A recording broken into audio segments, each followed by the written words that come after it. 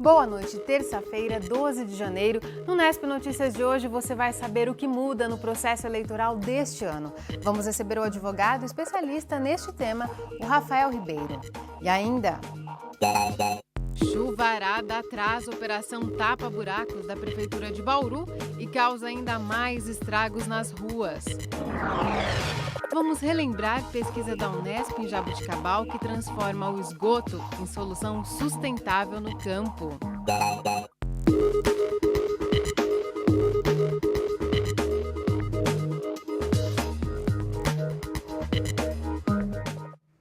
A Prefeitura de Bauru iria começar nesta segunda-feira uma operação para tapar os buracos nas principais vias da cidade.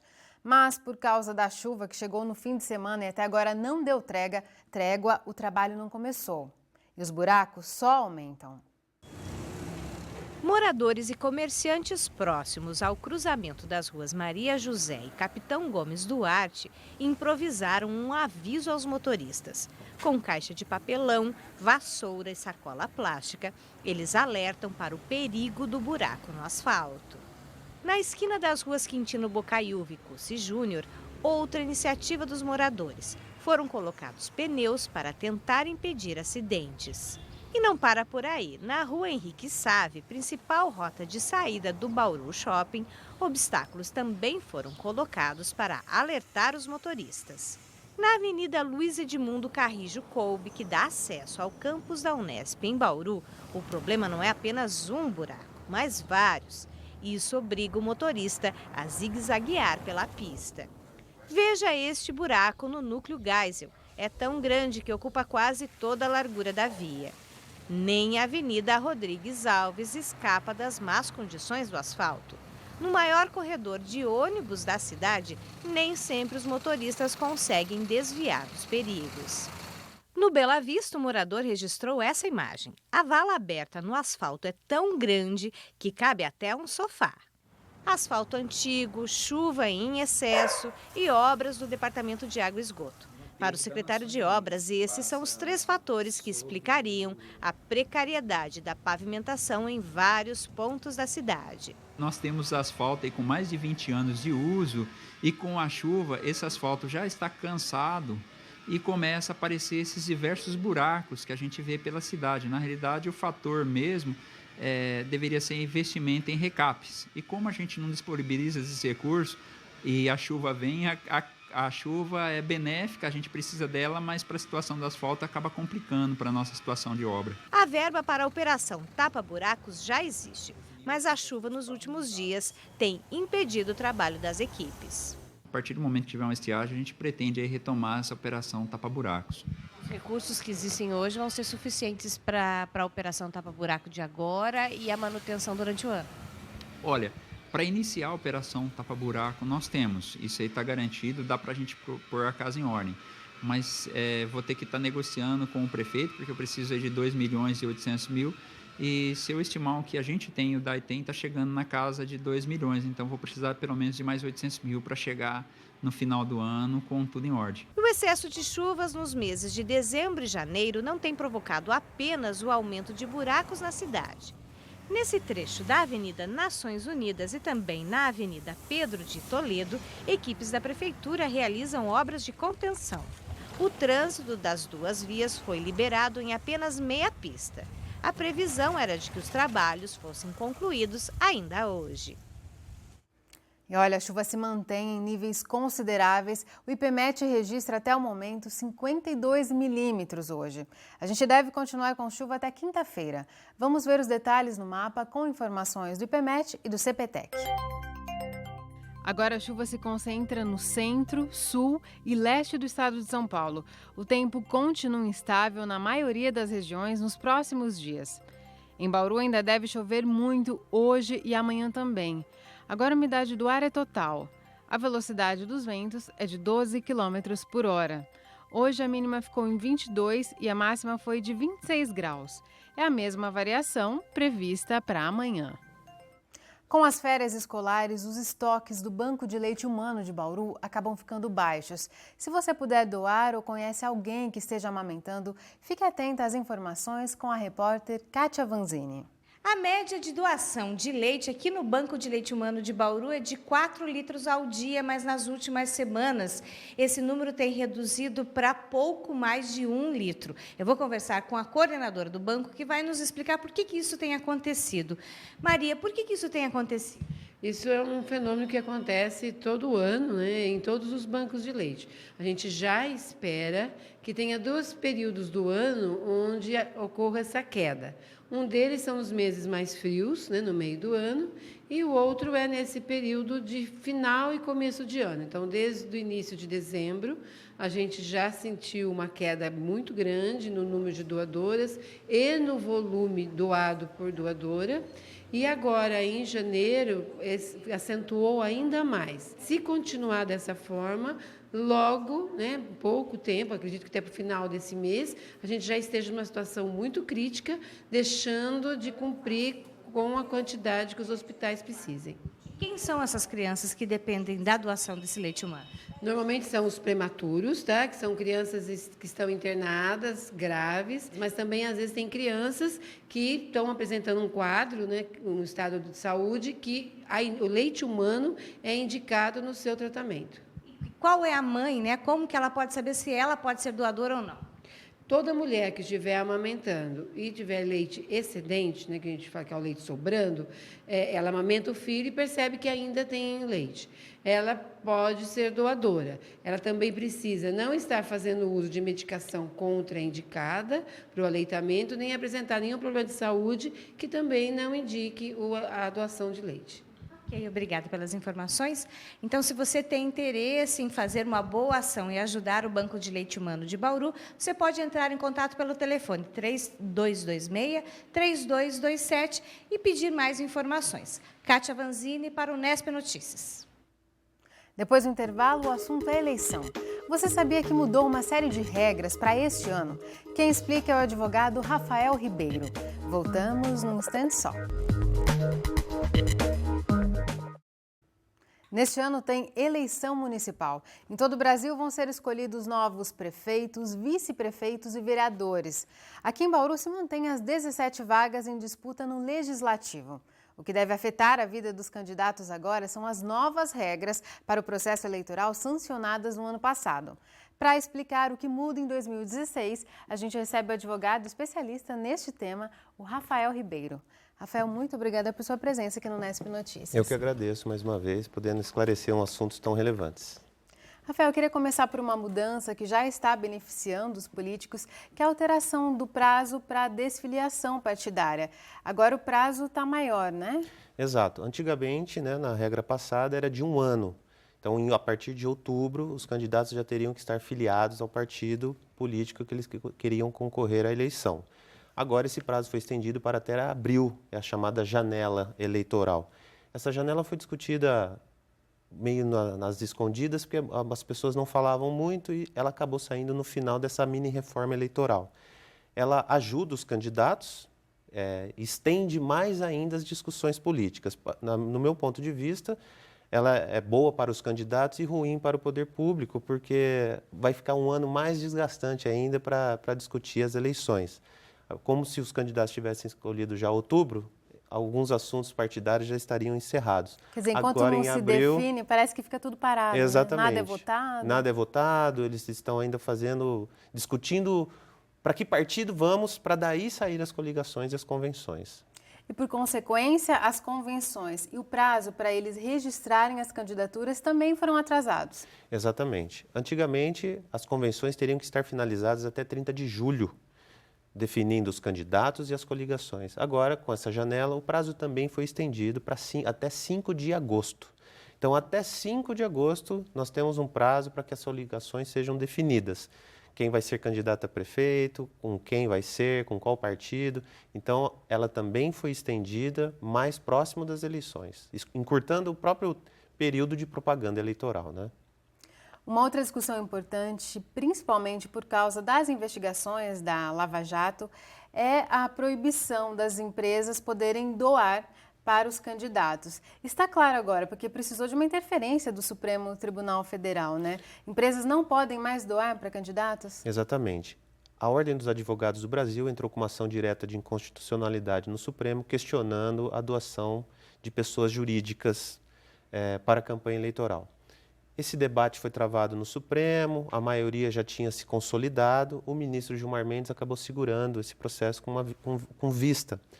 Esse debate se prolongou no Congresso e aí, com a Operação Lava Jato, não teve jeito e foi agora promulgada, então, essa mini-reforma e uma resolução do TSE, Tribunal Superior Eleitoral, agora feita no final do ano, deixa muito bem claro, pessoas jurídicas não podem mais doar a campanha eleitoral. Somente pessoas físicas e os próprios partidos aos seus candidatos. Que tem um fundo partidário para isso, né? Exatamente. É bom que as pessoas saibam. Cada partido recebe um fundo partidário, que é um dinheiro das nossas doações e de multas. Então, quando se discute financiamento público de campanha, as pessoas acabam esquecendo que ele já existe um pouco. Porque eu, você e as pessoas que estão nos assistindo já acabam, de forma indireta, doando para os partidos.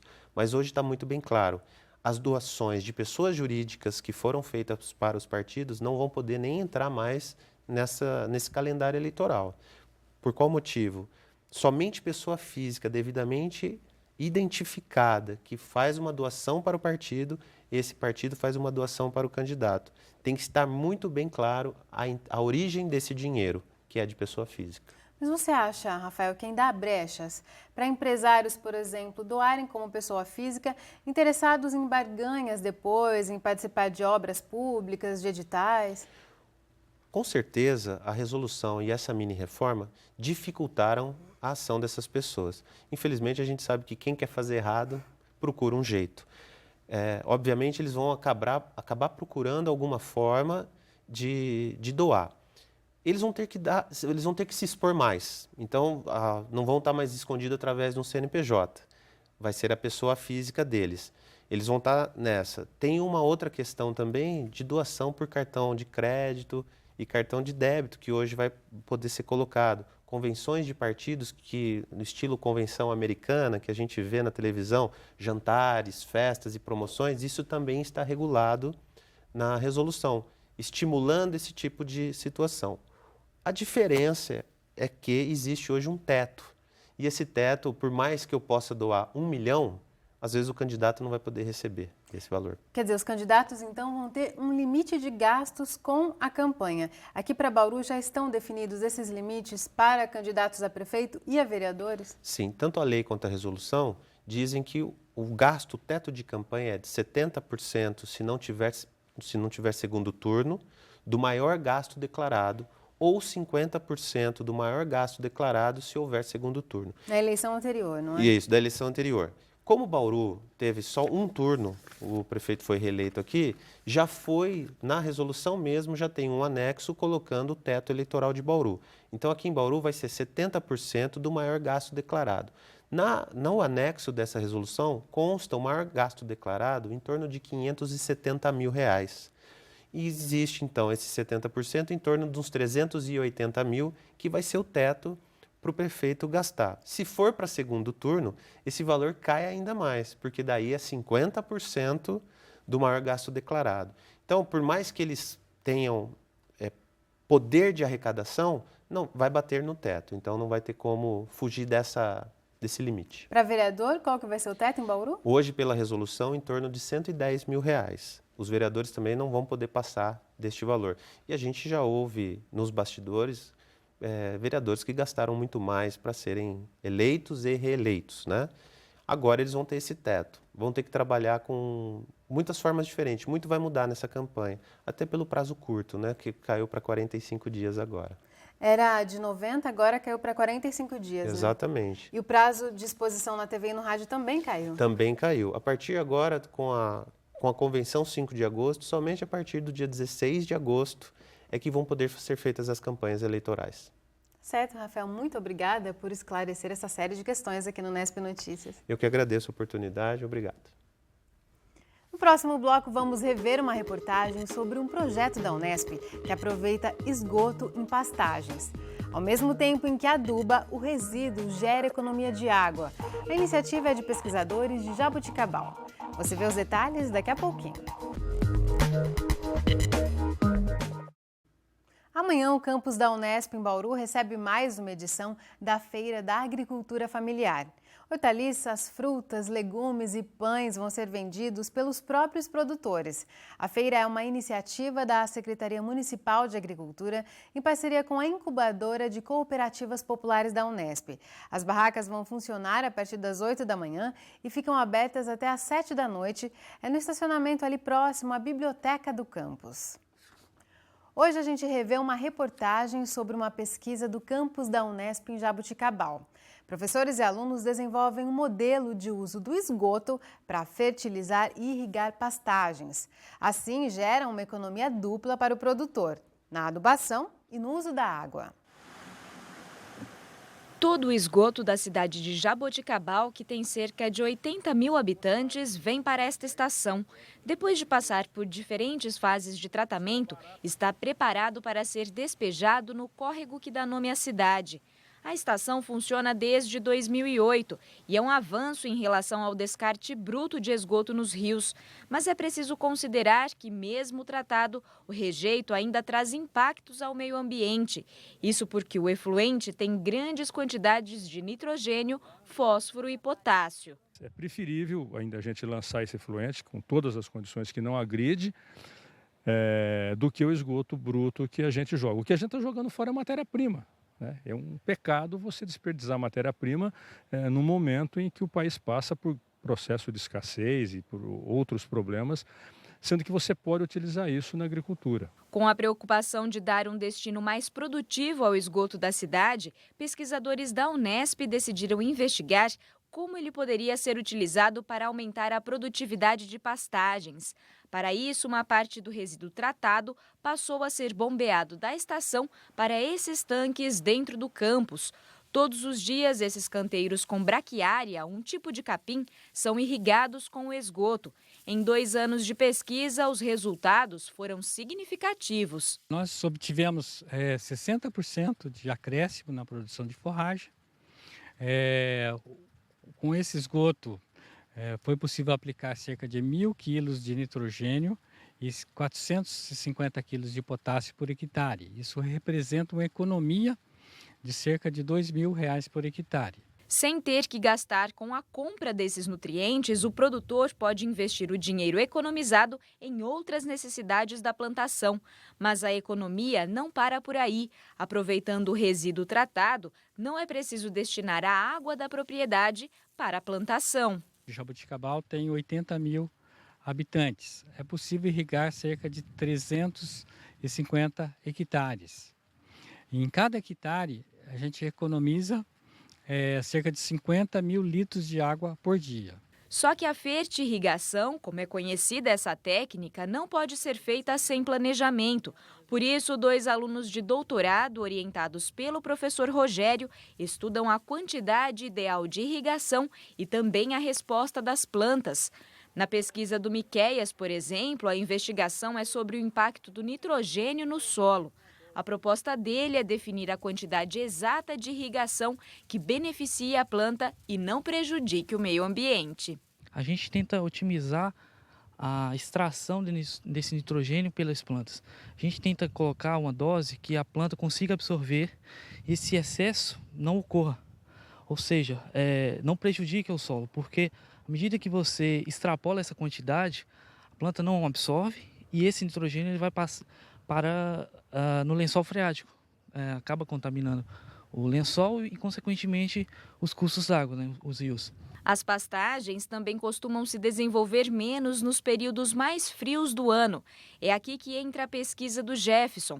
Ele analisa a quantidade ideal de irrigação para que não haja essa queda e ainda associa uma outra técnica à altura em que a planta é podada. Essa combinação de fatores é que garante que o capim cresça o ano todo. No período que a pastagem ela diminuir pelos efeitos climáticos, a sua produtividade, o produtor vai estar irrigando e adubando ela ao mesmo tempo. Então, ele vai poder aumentar a sua produtividade aonde ele ia ter uma produção baixa, onde ia ter deficiência de alimento para o seu rebanho. Além os benefícios já comprovados, tanto para a agricultura quanto para o meio ambiente, a pesquisa ainda abre portas para que o uso de águas residuárias seja regulamentado no país. Hoje não existe nenhuma definição sobre como deve ser o uso do esgoto tratado em plantações. Há apenas uma indicação de onde ele não pode ser aplicado.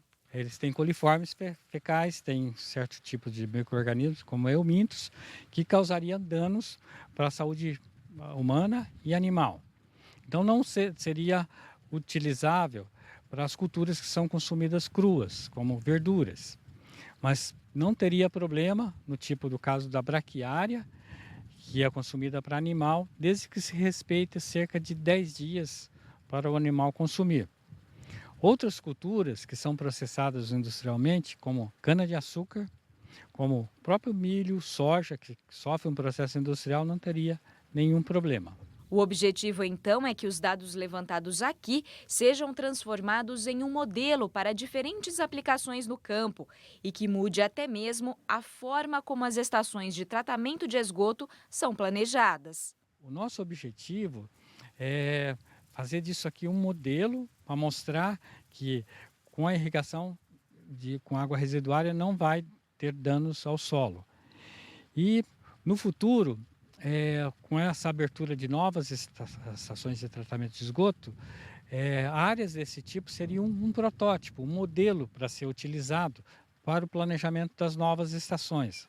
Ao se fazer a nova estação, que se planeje uma área agrícola anexa a essa estação, que com isso poderia viabilizar a irrigação com essa água residuária. É isso por hoje, a gente volta a se encontrar amanhã às 6h30 da noite, ao vivo. Tchau!